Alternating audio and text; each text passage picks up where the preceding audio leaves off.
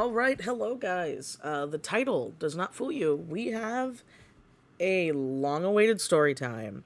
I know. The last one I did, I believe it was the Wendy's video. It was the Wendy's chicken nugget video, which that was a hot second ago. Sorry for taking my break again. Life got very hectic, and my side jobs got very crazy, so didn't have a lot of time for YouTube. And ironically enough, it was really funny. I did a show recently. That video will be up hopefully soonish. But I was doing an event, and a fan found me. They found me at the event. I say this every time. I'm very active on almost every other social media. I know people don't like that. They don't want to have to move platforms, but I'm just giving you that heads up. Like when I do shows and I do stuff like that, Twitter and Instagram are the best places because I'm very active in my stories and just on Twitter in general. But they were at this event. It was called Papa Boomai. Like I said, that video will be coming later because it's something I want to talk about a lot because of the fact that it was another market that I wasn't really expecting. So yeah, that'll be fun. So but they came up to me, they saw my table runner, because my table runner has my username on it. It says TwistedDisaster on it, has my logo, and did a triple take. I saw him look at the banner, look at my art, look at me, triple banner art me, and then was oh my god, wait, I love your YouTube channel. And I was another one found me.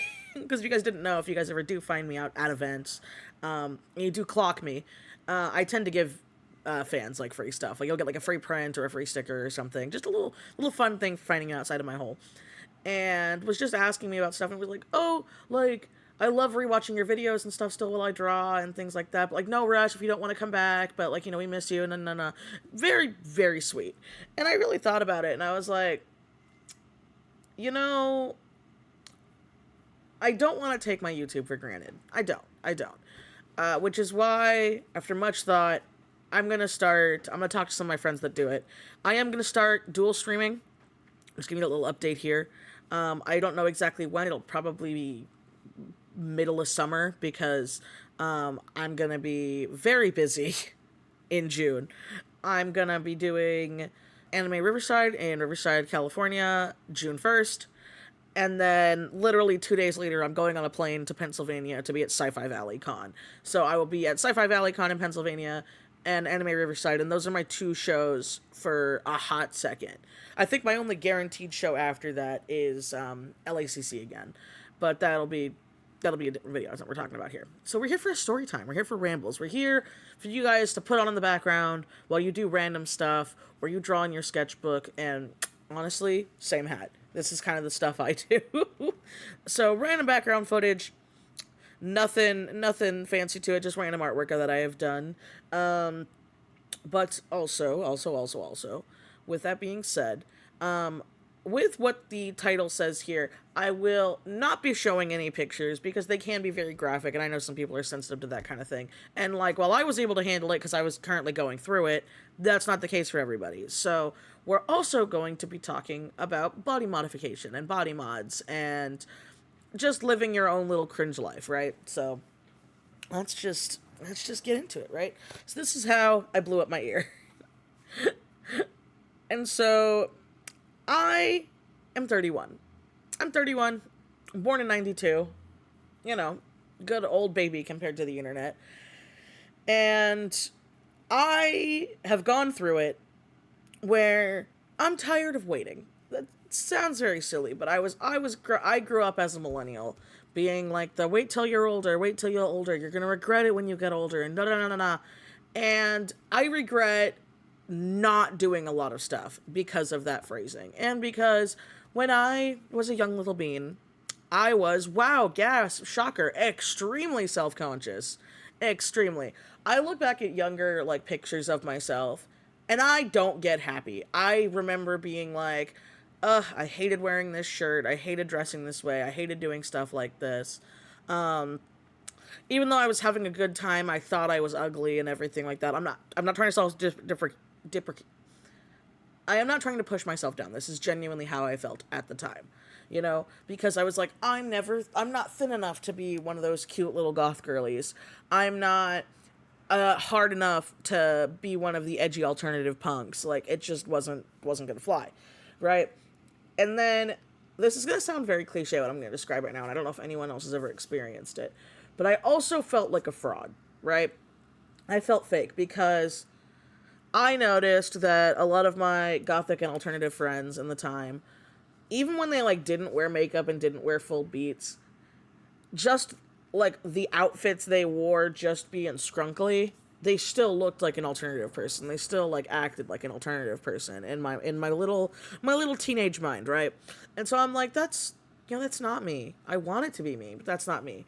And again, didn't have the confidence to like say what I wanted and everything like that. And also, stuff was expensive. Like, things are expensive now, but something I want to get into really, really quick before we get into my little ramble here. People say, hi, this is editing me popping in real quick because I realized I didn't really do this part justice. What I was trying to say here with this little thing is, with stuff being more readily available, there are cheaper and nicer alternatives out there as well now. Like, when I grew up, your only options were Hot Topic or DIY. That was it. We actually have brands and stuff like that now. It's a lot like nerd culture now. Like, yeah, people are like, oh, nerd culture is so mainstream. I'm like, yeah, why is that a problem? I like being able to buy dice wherever the heck I go. I like being able to buy Magic the Gathering cards at a Target. I like being able to do stuff like that as a nerd. And it's the same thing as an alternative person.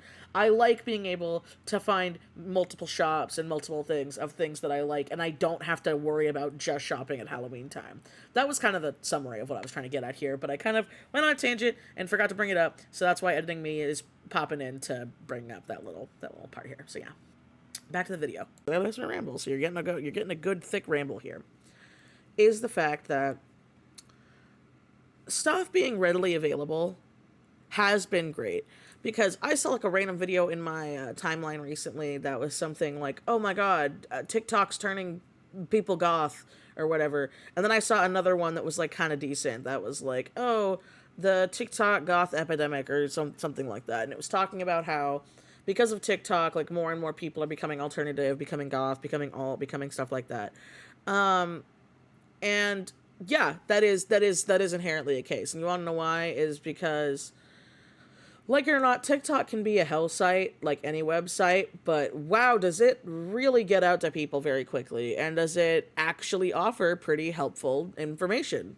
I think that's the biggest thing that a lot of people don't acknowledge, is a lot of people like to think that it's like, oh, well, they're doing this. They're like, no, I have learned more through TikTok than I have in school. And that sounds awful, but hey, I live in America and our system freaking sucks, right? But like, I love the DIYs. I love the like helpful notes. I love the things like that. I love people telling people like, hey, don't be dumb, don't be me, don't like this.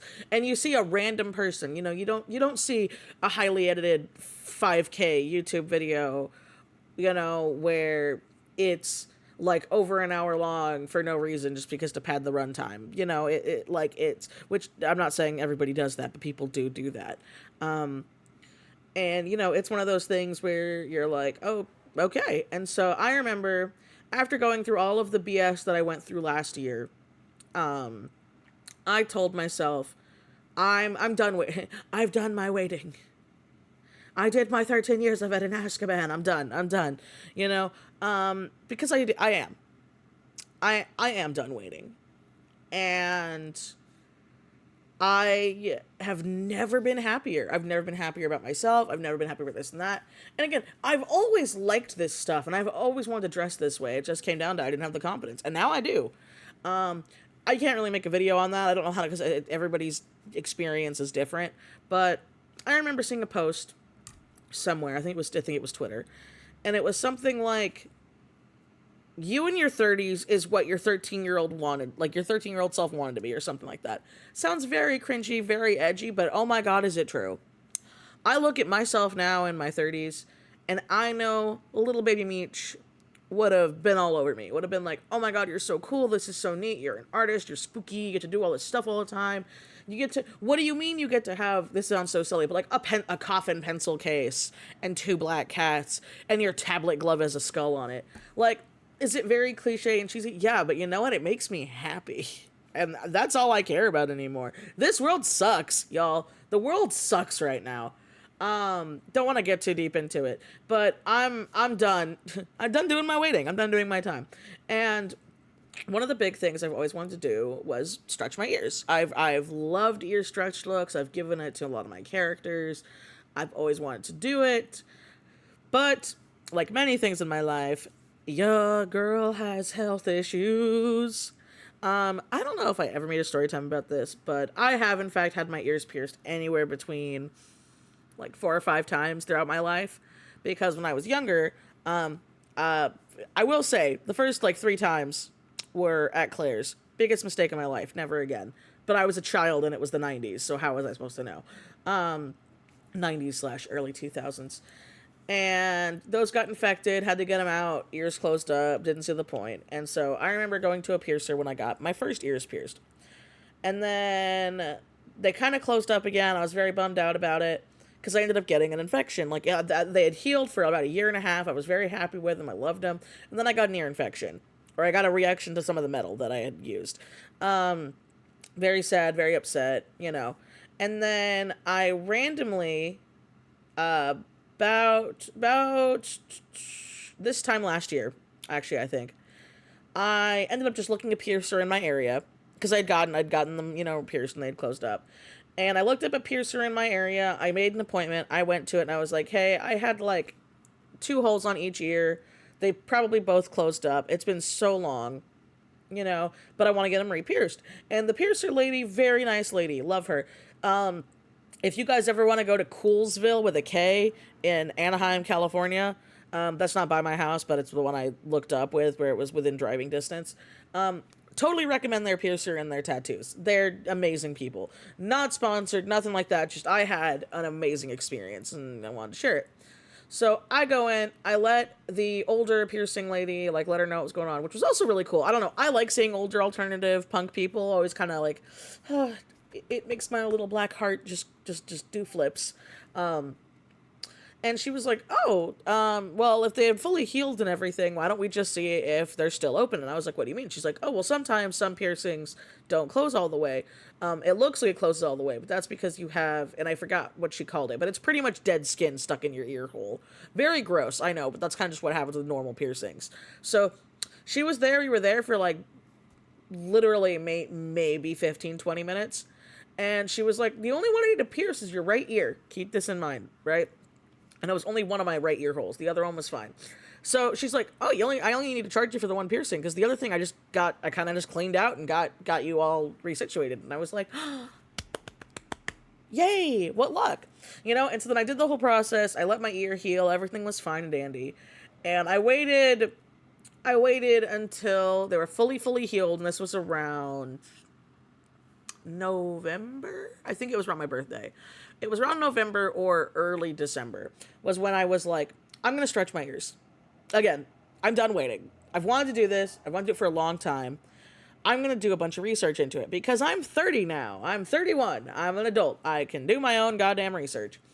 So, started stretching my ears and I looked up videos on it, and I had barely seen any videos on dead stretching. And we're going to talk about dead stretching real quick, because that's not what I did.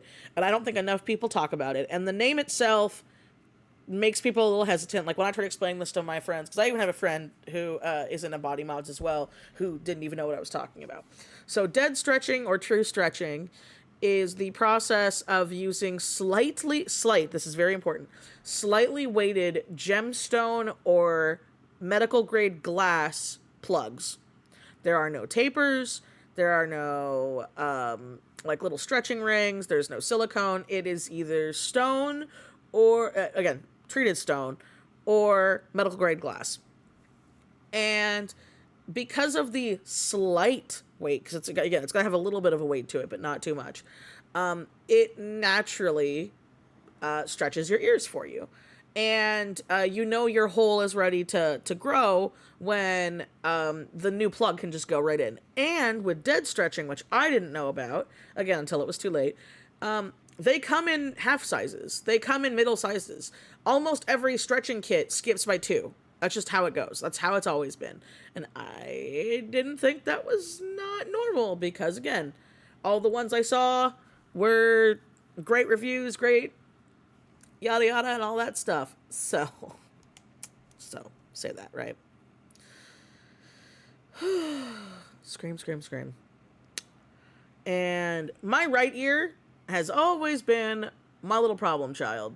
It's always been the brat of the bunch, which I've also found out in the ear stretching body mod community is apparently very common to have a problem ear and a normal ear. So, yeah, with dead stretching, which I'm going to be doing now. So before people ask, this is the process I'm going to be doing from now on in the future. Dead stretching does also cost more money, which is why a lot of people don't like doing it. It's more time and more money. But I would rather have a nice stretched ear lobe hole, because I've seen people who dead stretch, and that's usually, like, if you look on the internet, people who dead stretch, you'll see they have like a perfect, it looks almost like someone just stamped a thing out of their ear. It looks pretty great. A lot of the little nasty, funky looking ears often come from overstretching or from people using tapers, which is the most common thing you can do for a self-home kit. Because I didn't know this either. You can go to a piercer and they can stretch your ears for you. Like they will tell you, come in every 6 weeks, every 8 weeks, and we'll just bump you up a size. And the piercer will help you through that process.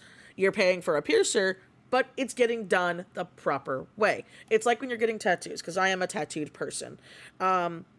You can get tattooed by an apprentice, but you need to make sure that the apprentice is at least certified enough to understand about basic hygiene and cleaning and stuff like that. And it comes down, again, just trust the professionals. I didn't do this to start out. I didn't. I was like, I'm going to do a bunch of research and I'm going to buy a stretch kit.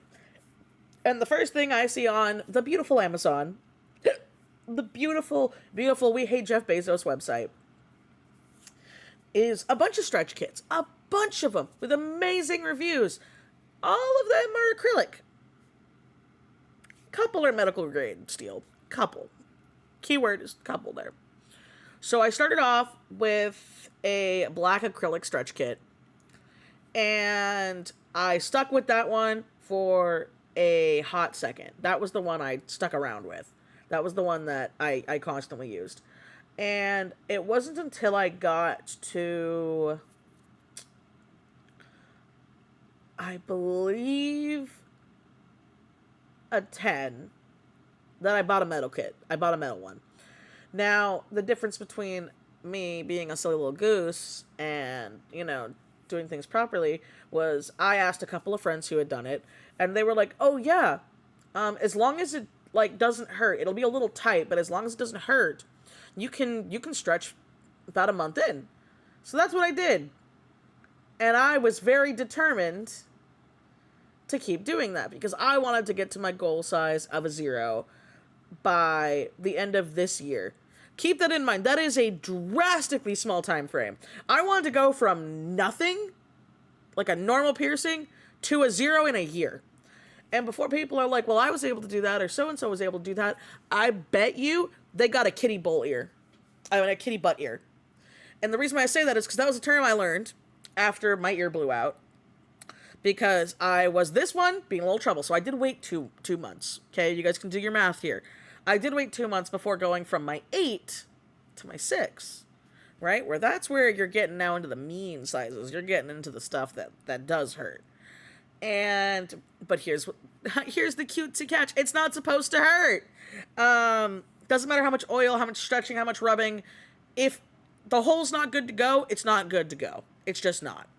So I listened to a friend, and I do not blame this friend because it worked for them, but I was stubborn and I was dumb.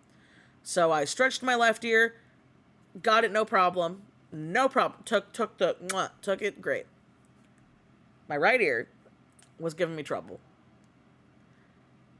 And I had already waited a month, so I was at the 2-month mark. It still hadn't stretched. I was doing everything they were telling me, and it wasn't ready. And I said, fuck it. And I sat on my couch for about, an hour or two, just slowly pushing that thing in, pushing that taper through. Which you're not supposed to do. Again, it's not supposed to slip right on through, but it's supposed to be pretty easy. It's supposed to just kind of do its own thing. Saying all of that, learning what I know now, I expected a little swelling, right? Yeah, I didn't get a little swelling. That's not what I didn't get a little swelling. I got bad swelling. And it was red and it was hot and it hurt so bad. And I was like, oh, well, again, looking up stuff, people are saying just dip your ear in saline solution, which I do have. Oh, just do salt water. Oh, just keep this and that. The swelling will go down. The swelling will go down. Graphic warning. Graphic warning here. Okay. I noticed around the hole, the ring where the piercing was, there was some red and green colored crusties. That's not supposed to happen. Again, I'm letting you know right now. That's bad. That means there was a tear in your ear canal, and that bitch is now infected. She's infected. The ear, infected. The hole, not Gucci. It's not working. And so everyone was saying, like, just downsize. I took that piercing out, and my ear swelled up so bad, I almost went to the ER again because it was not going down, and I was really worried about bacteria. I was really worrying that I messed up my ear.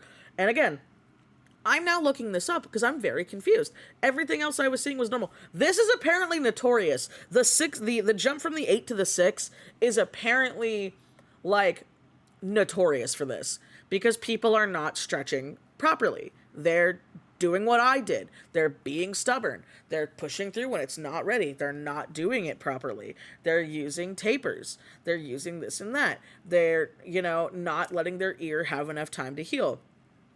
So we're going to talk about how I got greedy. I was granted a gift, and I was impatient, and now I'm paying for it. Okay. So my ear eventually swelled down, and I was so worried that I was going to start from ground zero all over again.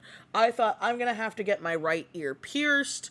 I'm going to have to wait, because at that point, I'm definitely waiting like the 8 weeks. I'm going to wait the 2 months before I even attempt to think about fucking stretching again.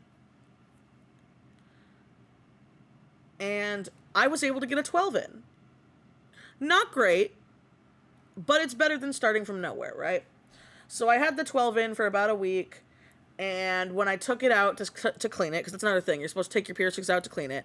When you first stretch, maybe you wait like 2 to 3 days, but I wouldn't go past the 3rd day before you clean it, because you need to clean your ears and your jewelry. Or else, again, very gross, this is where, like, the smell comes from. Because I remember that was a big thing for me being paranoid about stretching my ears. Was I knew people in high school who stretched their ears, and those stank. Those were awful. They were horrendous. Even with the jewelry, and I could just... gross. Nasty. And you'll see, like, compilations of people reacting to videos of people who don't clean their piercings. So it is, in fact, a thing. I clean my piercings every day. After like the 3rd day of the first stretch, so that way your ear's used to it. And I was like, oh, my right hole looks a little bigger. Like it looks like the 12 might not fit. And so I got greedy. I should have just gone to the 10. I should have just gone to the 10, and I'm kicking myself now that I didn't do this. And I was like, I wonder if I can put my 8 back in.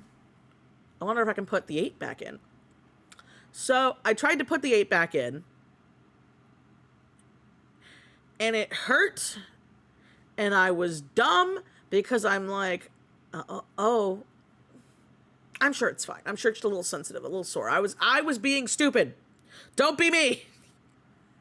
Because the swelled up all over again, all over it, puffed back up to where it was before. And I was like, God damn it. God, why? Again, no one to blame but myself. I was impatient. I was greedy. And now, completely closed up. It is actually closed up. Got it out. Infection is gone. Ear is healed. But no, I am definitely, if this is not fully closed up, I'm definitely back to a 14. Because I could not get the 12 through at all. And so I was like, that's it. I'm just going to dead stretch. I'm just going to do it. I'm literally waiting. I'm going to wait about a week and then make an appointment to see a piercer to see like what they say I should do. Because again, I'm kind of done. I'm done with this trying to figure it out on my own stuff. And I just thought to myself, you know what? Maybe this was a blessing in disguise. Meech, why the hell would you say that? Hear me out. Hear me out. I love tattoos. And I'm an artist. And I saw a bunch of people getting those DIY tattoo kits, and I was like, maybe. I mean, I wouldn't tattoo other people, but I would do myself. And now after this experience of me just learning watching tutorials and learning things and being stupid, I was not dumb. I made a stupid mistake. When I shouldn't have. I should have known better. Now, paying the price. And now I'm gonna have uneven ears. I'm probably not gonna continue stretching my left ear until my right ear catches up. Or I might just go to like a 4, because I'm at the 6 with my left ear, and then wait for a hot second. But I am now dead stretching. I am now using the medical grade glass. I don't want to give out the company that I used yet because I've only just used them. I only had the current glass plug in for about a week. So I mean, it already feels great. Honestly, though, like, it does feel a lot better than the metal or the acrylic. Like, it feels nicer in my ear. It really does. And I like the glass plug has like a longer, I guess, base, because like to account for swelling and stuff like that. But yeah, Meech, what was the point of this video? I want to help people. Okay, if any of you are out there who were like me, who wanted to learn how to do this, and you wanted to, don't make my mistake. That's the whole reason why I'm okay sharing my dirty laundry out here. Is this was such an easily avoidable mistake that I literally didn't find out about was so common until I started like looking up ear stretching ear infections or swelling with ear infection or ear stretching and stuff like that. And then a mountain of videos, a mountain of people talking about it of, oh, it's notorious. It's the 8 to the 6. It's the blah, blah, blah. It's the hard sizes. Like, I guess the 8 to the 6 and the, like 1 to the, not 1, the like 2 to the 0 or 00 is always the hardest, which is also why I'm like, hey, with dead stretching, they make the in-between sizes now, so you don't have to do the two number jump. You can just do it 1 by 1. So yeah, there was that little video, not art related at all, but you know, inspired by you guys, inspired by one of you amazing peeps. So I hope you enjoyed this video. Please remember to like, comment, and subscribe, and comment for the bot. If you can't think of anything to comment, tell me your favorite ice cream down below, because that does help the bot tell people that you do want to see my stuff when I do upload. And yeah, I will see you guys next time. Bye-bye.